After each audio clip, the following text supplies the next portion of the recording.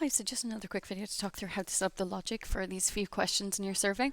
So again, I'm in the CopyQ support survey and I'm just going to work down through these questions just one by one and talk through what logic should be applied to each. So all of your participants will see question 15.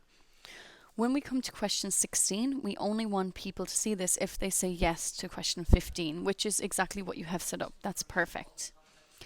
Next, we'll move on to question 17. And question 17, we only want this to display if our participants have said no to this question, but also if they've said never for both of these options in question 16. So we're going to set that up with a bit of display logic. So we're going to say if question 16 or 15, sorry, no is selected, and then a little plus sign. And what we're going to do is we're going to use this option here to move to a new logic set because we have two different things. We want this to display if something happens or if something else happens. So we're going to move this to a new logic set and we're going to change this to or if.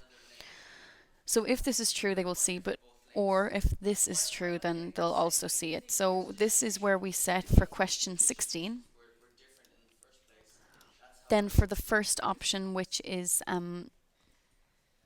to the smartphone center never is selected, and question 16 to the retailer is never. So basically this will display if they say no in question 15 or if they say never in both options in question 16. This will display. And you can enable in-page display logic if you wish so that it pops up on the page, or else you'll just have to move to the next page to see this question. And I'll click save. So that's question 17 set up.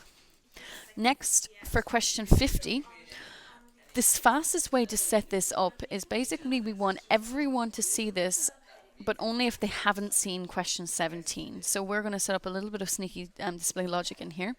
And we're going to say if question 17, then we can choose any one of the options. So I'm just going to choose much worse is not displayed.